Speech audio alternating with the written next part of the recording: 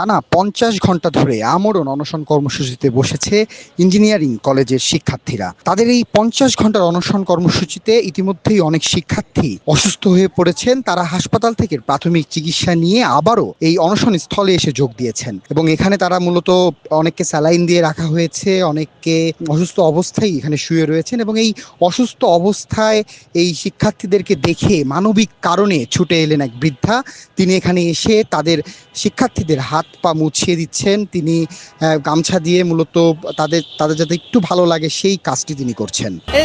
হেডের ভূতের লাহান হেডের ভূত মনে হইয়া দিছি, মনে করছি আমার জিউত মাগিয়া বাজান তোমরা লান জিউ তো আল্লাহ দে আমারও আছে, এই মরতে দিছি।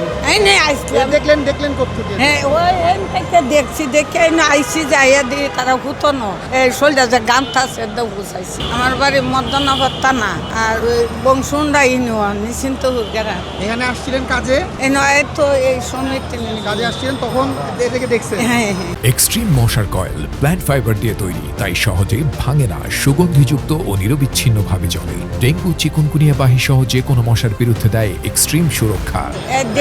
দেখে আইসি, খারাপ লাগতেছে না, খায়া যে কোনো একটা দাবির উদ্দেশ্যে আইছে, দাবি জনপুরান হইতেছে না। তখন এটার একটা আমার এক ছেলে লইয়া রাড়িও ইসলাম 6 মাসের মানুষ, মানে এই ছেলে আল্লাহর মাল, 4 জনের বাপ হয়েছে, তার জিউত লইয়া ডাহা তাহে দেখে যখন আমার মায়া লাগছে, না খাইয়া না বইয়া চলতেছে, এটা লাগিয়া এই আমি আইসি যাই দেখছি ছেলে শরীরটা গামতাছে, ভিজা খাওয়াটা দিয়ে শরীর দিয়ে ফুসাইয়া দিছি।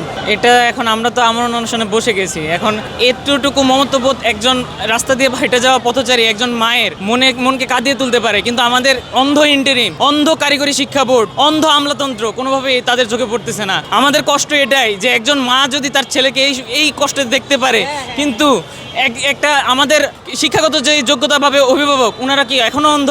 কতগুলো লাশের দরকার ওনাদের আমাদের দাবি মানার জন্য। আসলে মানবিকতার দিক থেকে যদি ধরি, অথবা নিজেরও বাড়ির পরিবারের মানুষ যদি ধরি, এরকম থাকলে তো সবাই আসতো, আয়সা এরকমভাবেই আদর যত্ন করতো। আমরা আসলে বাঙালি হিসেবে ওই জিনিসটাই আমরা নিজের মধ্যে ধারণ করি, কিন্তু এরকম মানুষ পথচারী যে আমাকে কোনোদিন চেনে না, কোনোদিন দেখে নেই, এরকম অবস্থায় দেখে আয়সা নিয়ে আমার হাত পা মুছিয়ে দিল, মুখ মুছিয়ে দিল, কত আদর যত্ন করে। কিন্তু আমরা যাদের আন্ডারে পড়ালেখা করতেছি, যে সব অভিভাবকের আন্ডারে পড়ালেখা করতেছি, যা আমাদের রক্তের বিনিময়েই তারা এখন সরকার ব্যবস্থায় আছে, কিন্তু তাদের এখন পর্যন্ত আমাদের 50 ঘন্টা পার হয়ে যাওয়ার পরেও এখন পর্যন্ত তাদের কোনো টনক নড়েনি। তারা কেউ আমাদের সাথে দেখা করতে পর্যন্ত আসেনি। আমি সকালবেলা মানে আমার হাত পা একদম ছাইড়া দিছিল, একদমই মানে আমি করতে পারতেছিলাম না। পরে আমাকে ধরে হাসপাতালে নেওয়া হয়, ঢাকা মেডিকেলে নেওয়া হয়। ওইখান থেকে আমাকে 2টা স্যালাইন করা হয়েছে। 2টা স্যালাইন করার পরে এখন আমি মানে এরকম অবস্থায় আছি। আমাদের অবস্থা মানে সময়ে আশঙ্কাজনক হচ্ছে। মানে আমি কথা ভালো করে বলতে পারতেছি না ওইরকমভাবে, কিন্তু আসলে ওনারা কি আমাদের লাশগুলোই চাইতেছেন?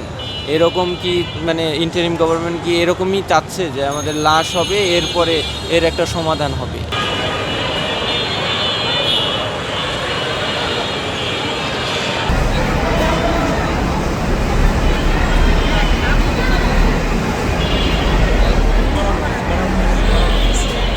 দেখি ভাই ভাই ভাই ভাই ভাই